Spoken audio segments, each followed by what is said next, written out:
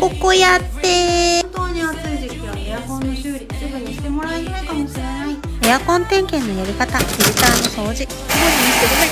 次は試運転、冷房18度で10分運転、冷風が出てる、異常ランプがないか確認、30分運転、水漏れがないか確認、異音がないか。我が家は2年に1回エアコンの掃除をお風呂に頼んでるよ。頼んだところはハイライトに貼っておくね。エアコンのチェック絶対やってね。バイバーイ。